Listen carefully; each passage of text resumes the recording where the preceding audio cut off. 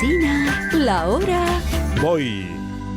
Son las 8 de la mañana, 7 en punto de la mañana en Canarias. Buenos días desde Onda Cero. Más de uno en Onda Cero.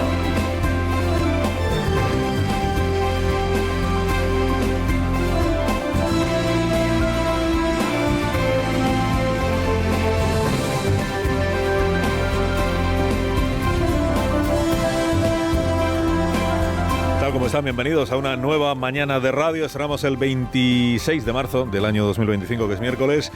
En una hora el presidente del gobierno de España, persona ocupadísima, que apenas tiene tiempo entre cumbre europea y cumbre europea para mitinear religiosamente por los pueblos de España, porque eso sí que es de obligado cumplimiento, los mítines. El presidente concede al Congreso de los Diputados una mañana entera de su valioso tiempo para explicar a sus señorías qué es lo que anda negociando en Europa sobre el rearme que Europa le reclama a España y la forma de pagar ese rearme, aunque se llame seguridad, incremento de seguridad, preparación para la seguridad o como finalmente se llame. Bueno, una mañana entera, en el Congreso de los Diputados.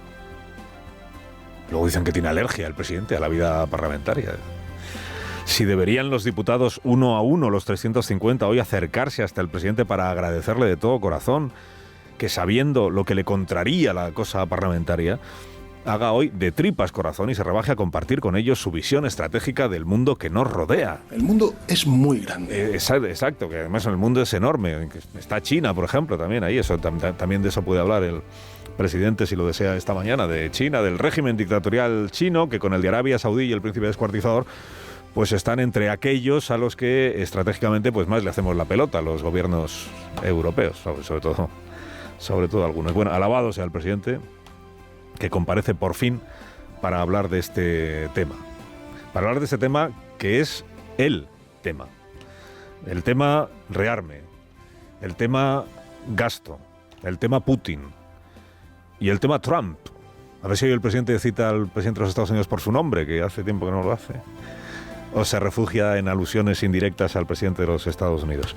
Bueno, el debate es pertinente, el debate es necesario, llega con varias semanas de retraso y servirá para tomar la medida no solo al presidente, que de entrada hará un discurso. Estos discursos sí se suelen preparar y escribir bien en el Palacio de la Moncloa, y dice alguna crónica que el presidente va a hacer un recorrido histórico. No es que el presidente Sánchez sea un especialista en historia, ni haya estado nunca que se sepa entre sus grandes aficiones, pero sí tiene un jefe de gabinete que sí es especialista en historia y que sabe escribir, o sea que el discurso pues seguramente tendrá altura, a diferencia de las comparecencias más recientes que ha hecho Sánchez sobre este asunto. El discurso, digo, de entrada, y luego ya se verá cómo discurre el debate, porque hoy se examina no solo quién abre el debate, se examinan también los portavoces de los grupos parlamentarios. ¿Qué posición tienen, cómo argumentan ante una crisis que trasciende el a menudo encapsulado debate político doméstico que tenemos en España? Bueno, viene el presidente del gobierno de un Consejo Europeo la semana pasada en el que pinchó en hueso en su pretensión de que sea Europa quien cargue a la deuda común el peso del rearme, de la seguridad.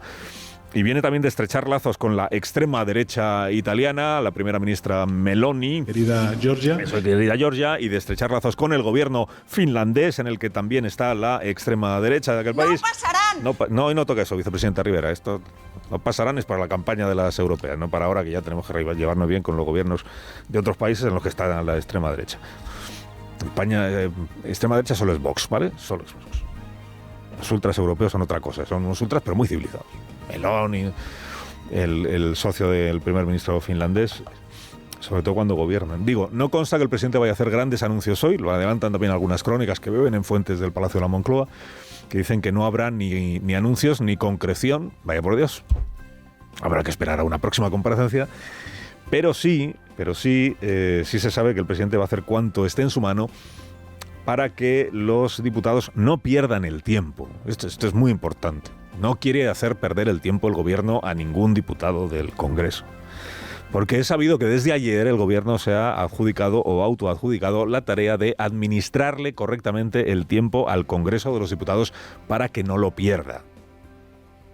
Encomiable la ministra portavoz, prestándose ayer a decir en voz alta, a expresar esta coartada pasmosa, creo yo, sobre por qué el gobierno se ha declarado, como diría Yolanda Díaz, se ha declarado en rebeldía constitucional y se niega a hacer su trabajo de presentar a las Cortes los presupuestos. Llevar esos presupuestos hay que hacerlo de una manera acordada, con esa realidad parlamentaria que tenemos. Porque si no, podemos llevar un debate, si me permiten, o podemos hacer perder el tiempo al Congreso de los Diputados y, por tanto, a los ciudadanos. No, pues no se le permite. ¿No? Si se me permite, pues no se le permite. ¿Por qué? Pues porque una portavoz de gobierno no puede inventarse las normas. Es que no puede convertir el desprecio al Parlamento en una suerte de tutela condescendiente para evitar que los diputados pierdan el tiempo. Porque no pierdan el tiempo, no llevamos proyecto. Dice, pero ¿quién se cree el gobierno que es para decirle al Parlamento en qué debe ocupar el tiempo que tiene?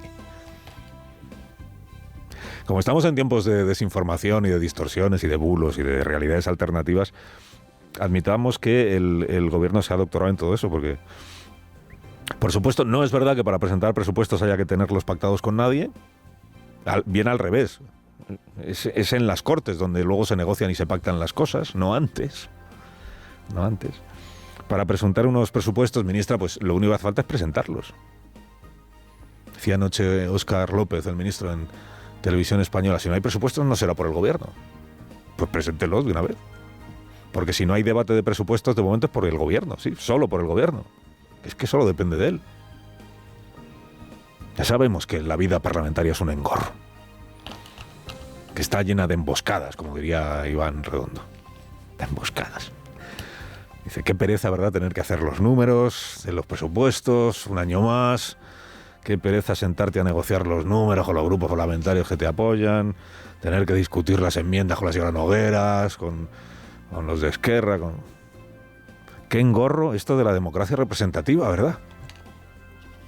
Como es tiempo de desinformación gubernamental, empecemos por lo relevante y agradezcamos a los ministros Alegría y Bolaños, que ayer comparecieron, que certificaran en público que el gobierno en la práctica ya ha perdido la votación de los presupuestos. Dirá usted, pero si no ha habido votación, pues por eso.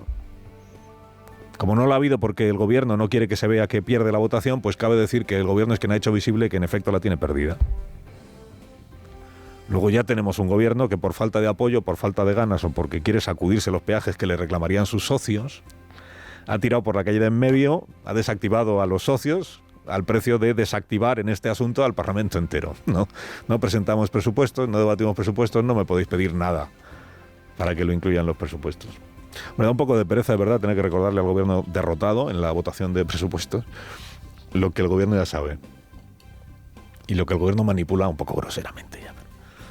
Pero bueno, como refrescar las reglas esenciales del sistema nunca es perder el tiempo, sino todo lo contrario, vayamos una mañana más al asunto. Llevar esos presupuestos hay que hacerlo de una manera acordada. Falso. Lo que hay que hacer es llevar los presupuestos. Se acuerdan después, o sea, luego ya se verá si se acuerdan o no se acuerdan, ¿no? La prórroga deviene de unos presupuestos aprobados por este gobierno. No, falso, ministra. Ni el gobierno aprueba, los presupuestos los aprueba el Congreso, no el gobierno. El gobierno no aprueba los presupuestos no son. Pero es que además este gobierno no es el gobierno que había cuando se aprobaron los que están en vigor, que es el año 2022. El gobierno entonces era otro, era un gobierno con Podemos, ¿se acuerda?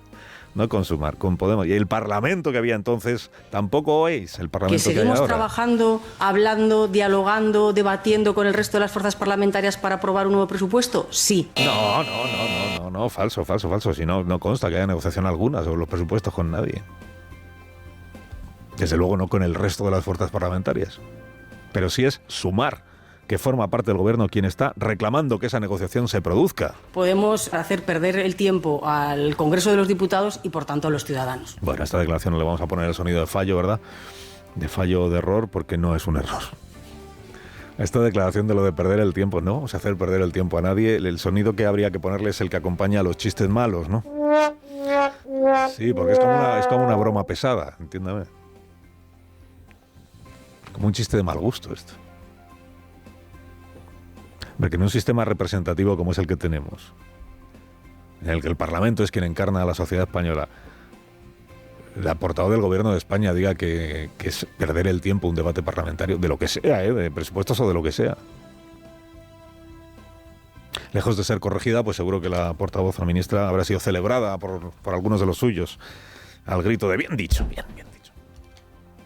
Me pregunta pertinente esta mañana, ¿de verdad existe Francina Armengol o es una leyenda? O sea, ¿dónde está la presidenta del Congreso cuando se la necesita para defender la dignidad del Congreso de los Diputados frente a esta condescendencia incumplidora del gobierno. Queremos hacerles perder a ustedes el tiempo, oiga. Bueno, sigamos con la broma pesada.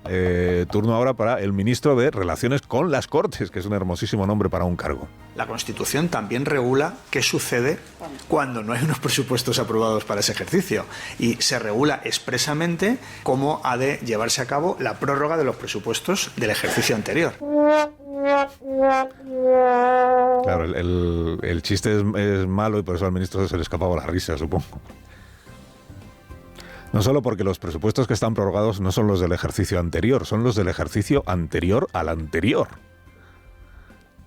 Sino porque la Constitución no prevé la prórroga como una alternativa a los nuevos presupuestos. Esta falacia gubernamental según la cual es optativo, ¿no? O presentas o prorrogas, tú eliges, ¿no? Que no. La prórroga es una solución provisional hasta que las Cortes aprueben un presupuesto nuevo después de que el gobierno haya presentado el proyecto y no haya conseguido sacarlo adelante antes del 1 de enero. Quiere decir que el orden de los factores pues es relevante, ¿no? Dice el mandato constitucional, que tanto invocaba el gobierno para otros asuntos, como el CGPJ. El mandato constitucional dice, primero, el gobierno presenta presupuesto porque está obligado. Después, si llegado el 1 de enero no se han aprobado, pues entra en vigor la prórroga. Hasta que se aprueben las nuevas cuentas, porque el gobierno sigue obligado a intentar cuanto antes deshacer la prórroga porque se aprueban los presupuestos. O sea que no hay que ser un fino constitucionalista para entender que lo segundo es posterior a lo primero, que es presentarlo. A falsear las reglas se le llama tongo. Cuando las reglas son las del sistema parlamentario y se falsean, pues hombre, el tongo ya adquiere características un poco preocupantes. Hay un pasito que es muy delicado entre el argumentario o la propaganda y el choteo. Y ayer el gobierno dio ese pasito. Bueno, seamos justos, la parte socialista del gobierno, que ha elegido tomarse a chirigota la regla constitucional, hurtar al Congreso, hurtarle su capacidad de pronunciarse sobre unas cuentas públicas, y ha elegido burlarse, en fin, de la opinión pública una mañana. ¿Hasta cuándo, Catilina? Seguirás tomándonos el pelo. Carlos Alsina, en Onda Cero.